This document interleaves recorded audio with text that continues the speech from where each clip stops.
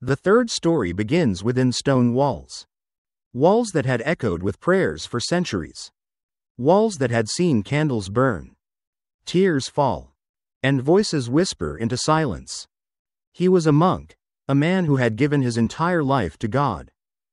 From youth, he had been raised in the shadow of a monastery tower, where bells marked every hour, and every hour was a step toward salvation.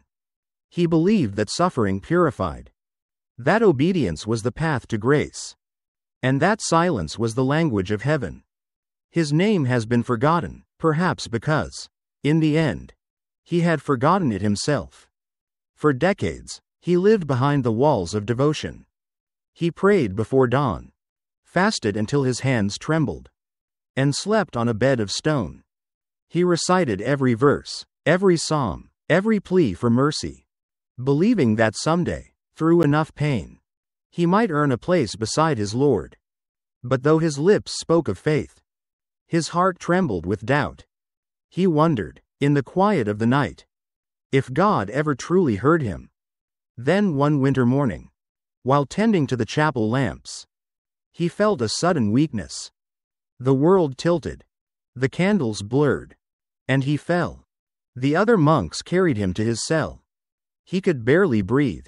He reached for the cross above his bed, but his fingers slipped away from it. And in that final breath, he whispered, "Forgive me, if I never believed enough." When his eyes opened again, he found himself standing in the same chapel.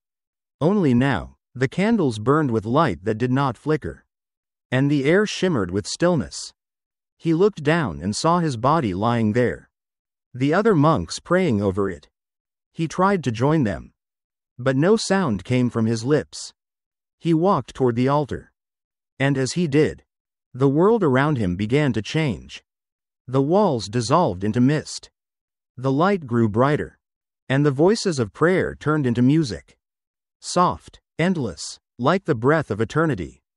Before him appeared a vast plain of golden light, and from it came a figure, tall, radiant, yet humble in presence. The monk bowed his head, certain this was his Lord.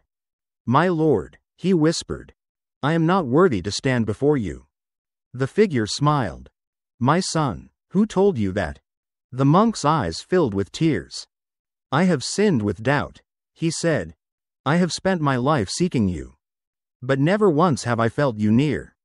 The figure's voice was gentle, neither male nor female, yet it carried every tone of compassion. "You sought me where I was not," it said. "You searched for me in fear and pain, in rules and rituals, when I was waiting inside your heart all along." The monk trembled. "All these years," he said softly, "I prayed to reach heaven.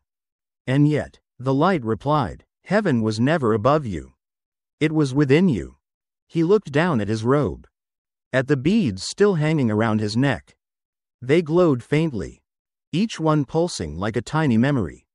Every prayer, every tear, every sacrifice. They were not lost. They had built the bridge he now stood upon. "But why?" he asked. "Did I feel so alone in my faith?" "Because loneliness," said the voice, "is the teacher of unity. How could you find me if you never lost yourself first?" The monk bowed deeply, and as he did, the cross he had carried in life appeared before him. Not of wood, but of pure light. He reached out and touched it. It did not burn. Instead, it dissolved into his chest, and the light spread through him, warm and endless. He saw visions then. The other two souls before him. Leonides, the man who believed in nothing, and P.2, the man who feared God too much. Each of them standing in the same light, each awakening to their own truth. And suddenly, he understood. They were not strangers. They were him. Each soul was a fragment of the same eternal being, learning 3 lessons through 3 lives. From Leonides, he had learned that disbelief is not strength. From P.2, he had learned that fear is not faith. And now, through himself, he learned that salvation does not need to be earned. It only needs to be remembered. He smiled, and the golden plain around him began to glow even brighter. The voice spoke one last time. The soul is not judged, it said. It is educated. Each life, each death, each struggle, is but a lesson in the great school of eternity. The monk closed his eyes. He felt no fear, no sorrow, no need for prayer. He had become the prayer itself. The light embraced him. And in that embrace, he vanished. Not into nothingness, but into everything. And so the three became one. The skeptic, the fearful believer, and the seeker of salvation. Three paths of the same soul. Each discovering what words could never teach. That life and death are chapters of one endless story. And that love is the only truth that survives them all.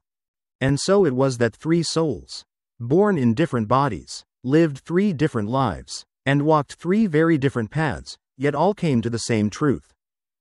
In the vast stillness beyond the world of men, where no shadow falls and no time moves, there lies a place known to few, the Hall of Memories.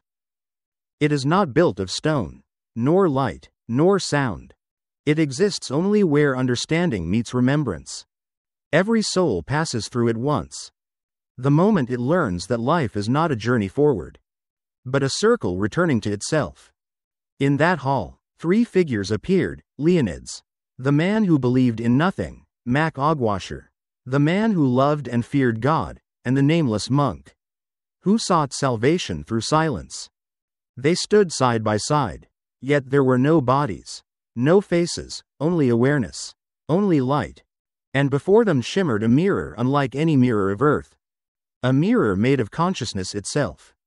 When they looked into it, they did not see reflections. They saw their lives, intertwining like rivers meeting in the same ocean.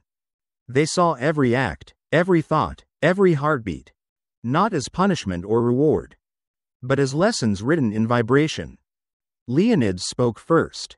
I denied everything, he said, his voice a whisper of light. I believed only in what I could touch. And when I lost the body, I was lost myself. P.2 turned toward him. I feared what I could not understand, he said softly. I thought devotion meant obedience. But love cannot grow where fear takes root. The monk placed his hand upon them both, and the light between them trembled gently. I searched for God beyond myself, he said. I prayed for heaven, and did not see that heaven was breathing within me all along. And as they spoke, the three lights merged, not vanishing, but remembering. The Hall of Memories pulsed with a single tone, deep and endless. The resonance of unity. A voice filled the space, vast yet intimate. The same voice that had guided them through life and death. You were never three. You were never separate. You were one soul, learning to love without ignorance, without fear, without need. The light around them shimmered like the surface of water. Images formed, galaxies, worlds, hearts beating, oceans turning, all woven together by one rhythm. Every soul, said the voice, must live many lives to remember what it truly is. One life to doubt, one to believe, one to understand. And when understanding comes, it does not end.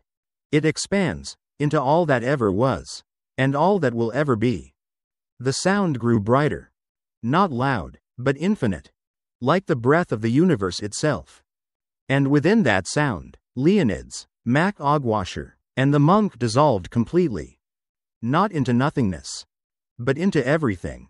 There was no heaven, no hell, no judgment. Only awareness. Only peace. Only the gentle hum of eternity. Reminding all who would ever live that the soul does not begin or end. It only remembers. And somewhere, far below that sacred silence, a child took his first breath. He opened his eyes, and in their depths flickered a faint memory. A whisper from the Hall of Memories, saying, learn well, for you have walked this path before. The cycle began anew, as it always had, and as it always will.